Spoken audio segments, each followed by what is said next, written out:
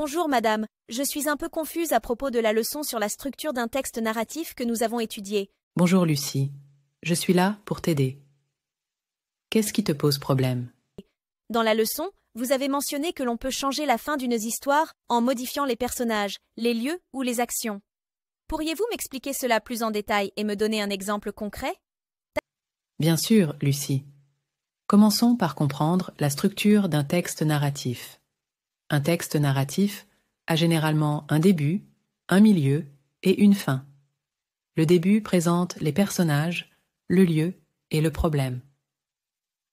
Le milieu raconte comment les personnages essaient de résoudre le problème, et la fin montre comment le problème est finalement résolu. D'accord, ça a du sens jusqu'à présent. Mais comment pouvons-nous changer la fin de l'histoire? C'est une excellente question, Lucie. Pour changer la fin d'une histoire, tu peux jouer avec 3 éléments principaux: les personnages, les lieux et les actions. Par exemple, si l'histoire originale avait un lapin comme personnage principal vivant dans une forêt enchantée, tu pourrais changer cela en un renard vivant dans un désert. Ensuite, tu pourrais imaginer des actions différentes pour ton nouveau personnage, comme la recherche d'un trésor au lieu de rencontrer une fée. Donc, en changeant ces éléments, nous pouvons créer une toute nouvelle fin pour l'histoire. Exactement, Lucie. C'est comme si tu avais un puzzle, et en changeant les pièces, tu obtiens une image complètement différente. C'est cela qui rend la narration si amusante et créative. Merci madame, cela clarifie beaucoup de choses pour moi.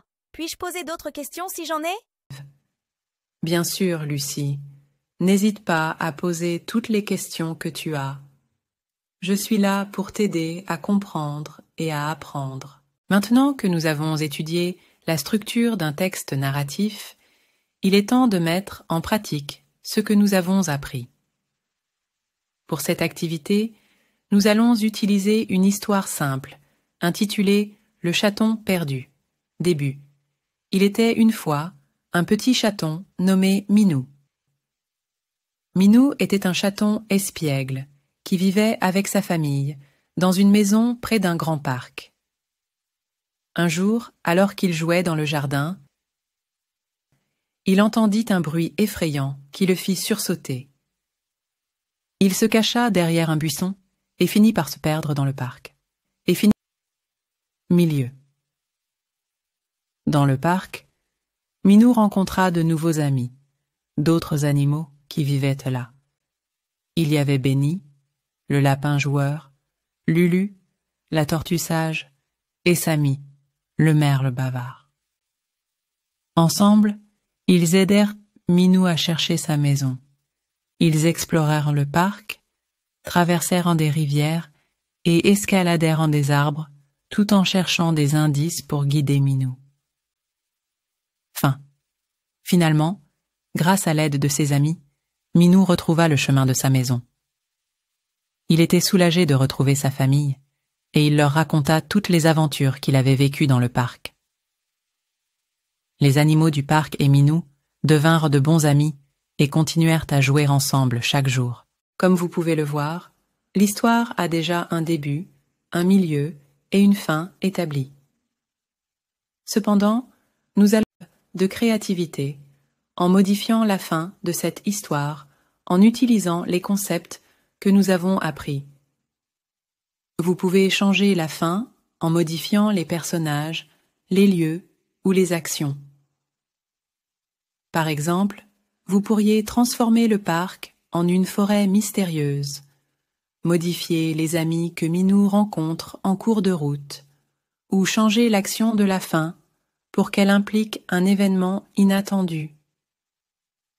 Cela vous aidera à explorer différentes possibilités narratives et à comprendre comment les éléments de l'histoire peuvent être adaptés pour créer des récits uniques.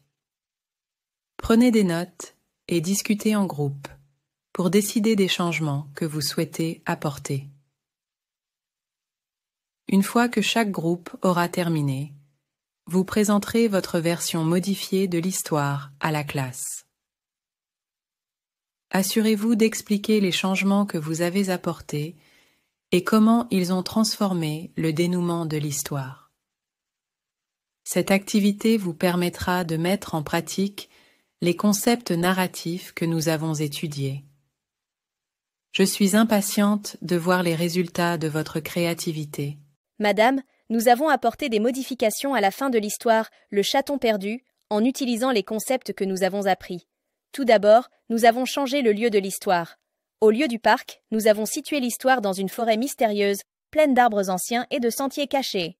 Ensuite, nous avons modifié les amis que Minou rencontre en cours de route. Minou a rencontré de nouveaux amis, comme Hoot le hibou sage et Nuty l'écureuil espiègle, qui l'ont aidé à explorer la forêt et à chercher des indices pour retrouver sa maison. Enfin, nous avons changé l'action de la fin pour qu'elle implique un événement inattendu.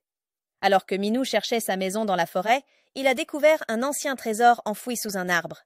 Ce trésor contenait une carte au trésor menant à un endroit encore plus mystérieux. En changeant ces éléments, nous avons créé une fin passionnante où Minou et ses nouveaux amis partent à la recherche d'un trésor caché.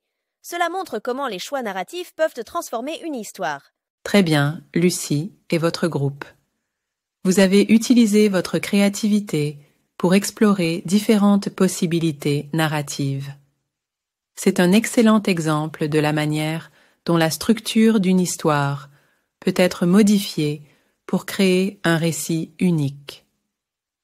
Merci de nous avoir partagé votre version.